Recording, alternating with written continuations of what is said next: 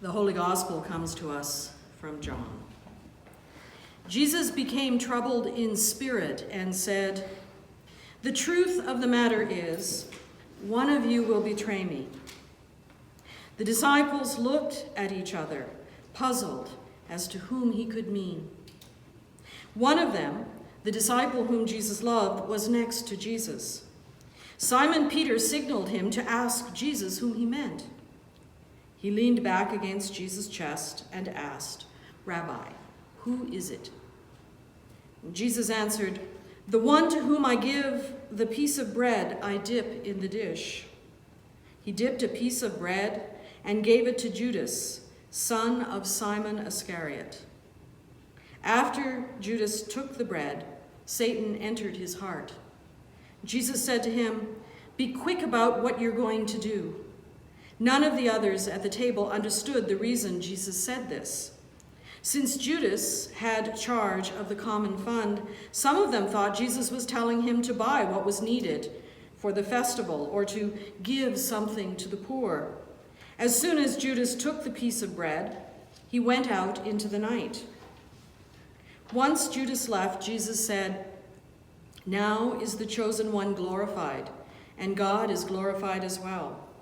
If God has been glorified, God will in turn glorify the chosen one, and will do so very soon. My children, my little children, I won't be with you much longer. You'll look for me. But what I said to you, the temple authorities, I say to you, where I am going, you cannot come. I give you a new commandment. Love one another. And you are to love one another the way that I have loved you. This is how all will know that you are my disciples, that you truly love one another." The Gospel of Christ.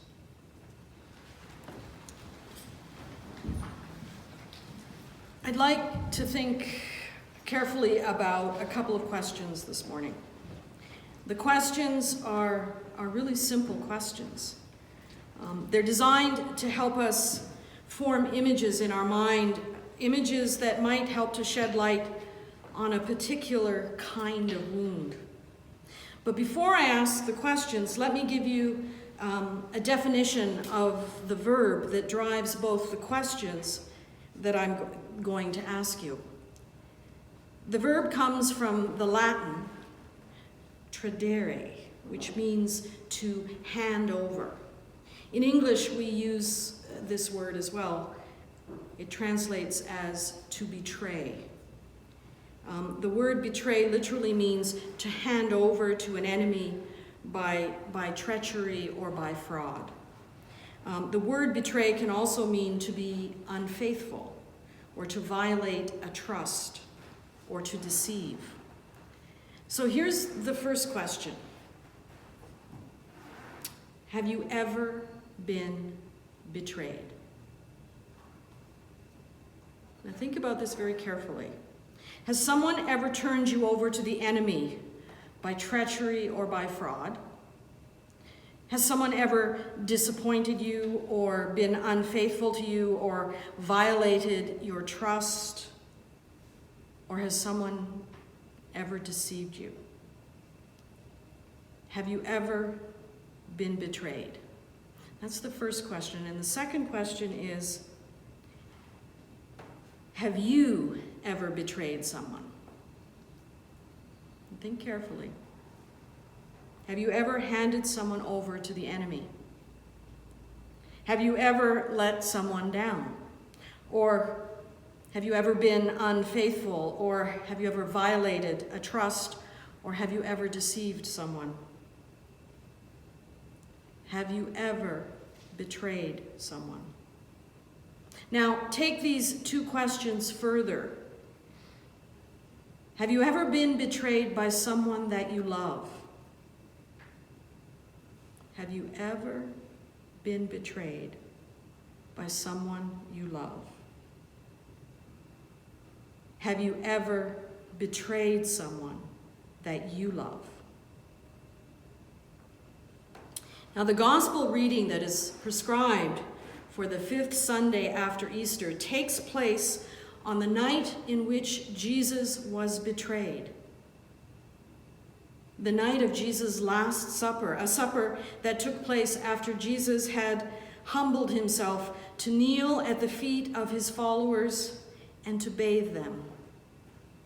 A night on which the enemies of Jesus are plotting outside the dinner party, plotting to do away with Jesus.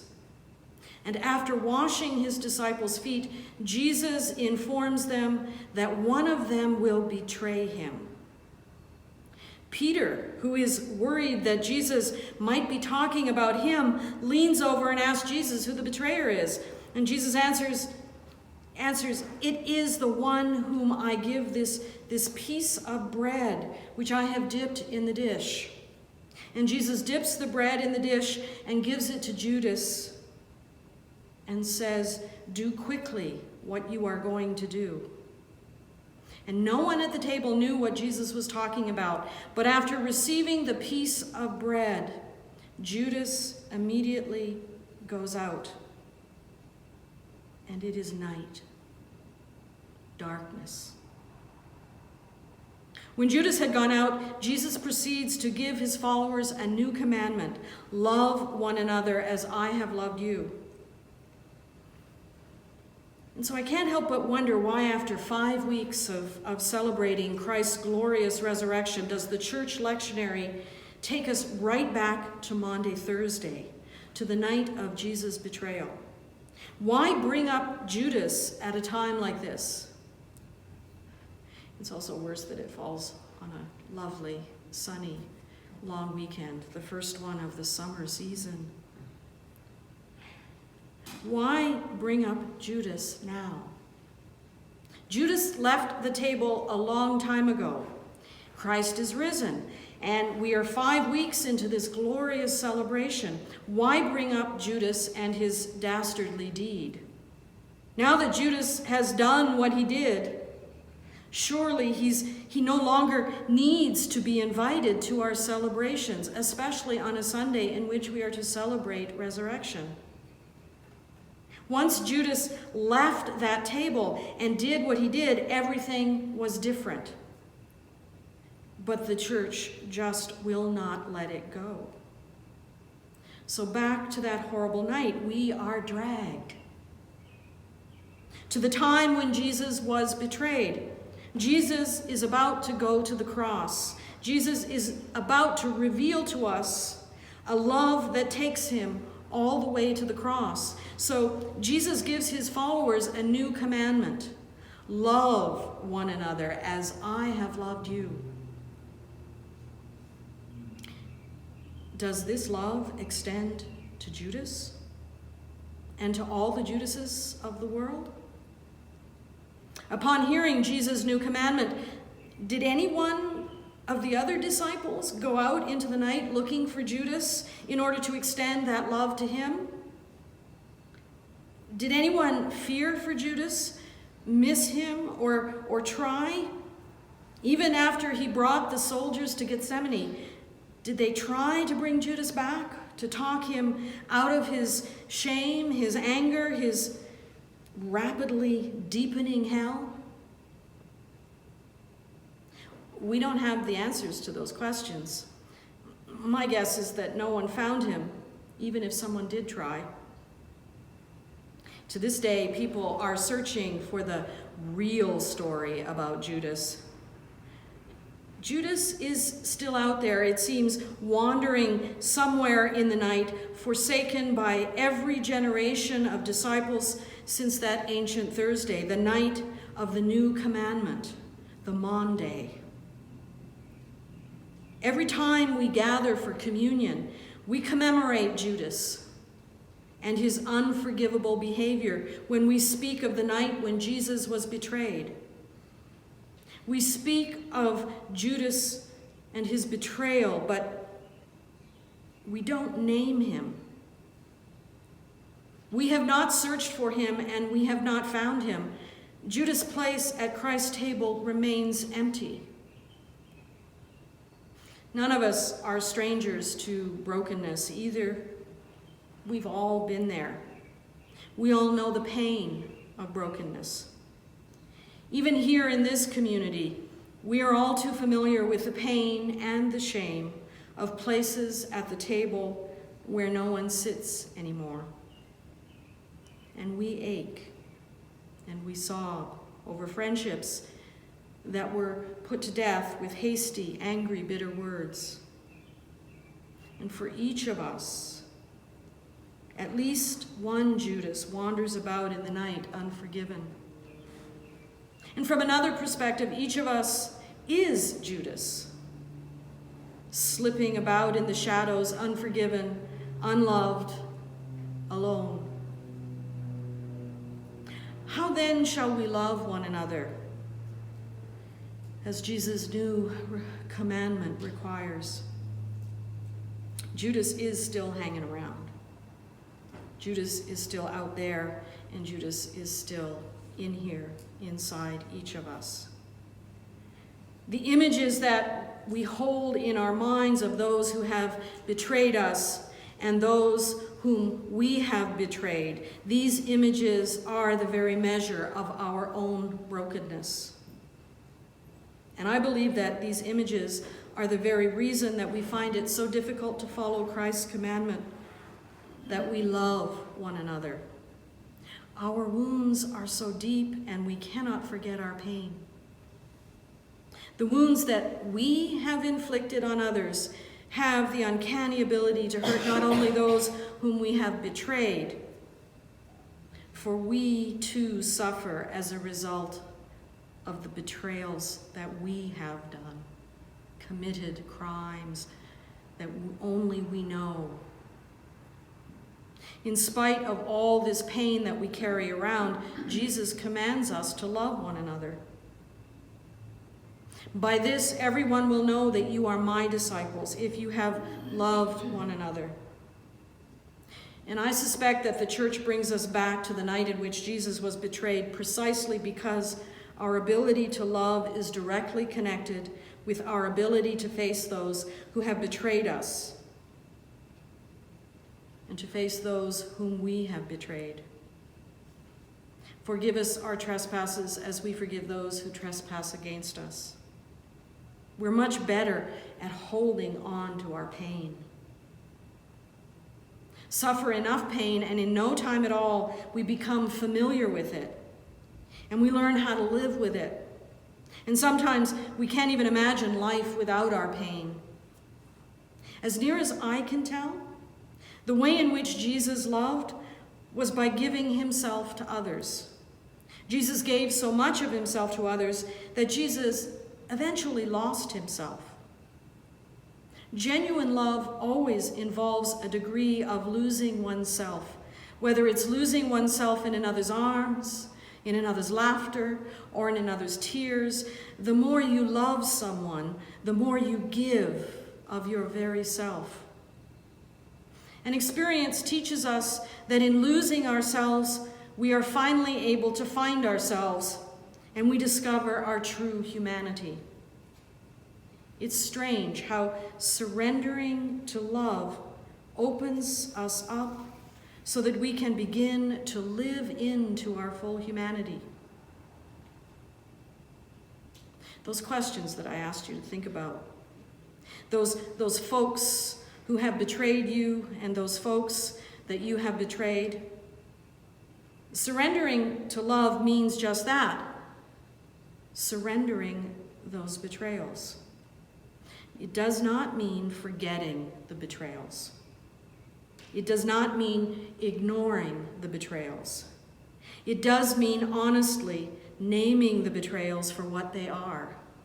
It does mean learning from them, and it does mean finding ways to surrender those betrayals. And sometimes this means working things out and finding ways to reconcile with one another. And sometimes this means recognizing that some betrayals we simply cannot sort out. Remember, Judas's betrayal set off a string of events that resulted in the deaths of both Jesus and of Judas. Some betrayals lead us to very dark places. and darkness has the power to swallow us up. Only love can permeate the darkness. We can surrender ourselves to the darkness, or we can surrender ourselves to love. Darkness allows us to hold tightly to our pain, and love empowers us to see just enough light to find our way through the pain. We can hold on to our betrayals and hide in the darkness, or we can surrender our betrayals and trust that there is enough light to find our way forward.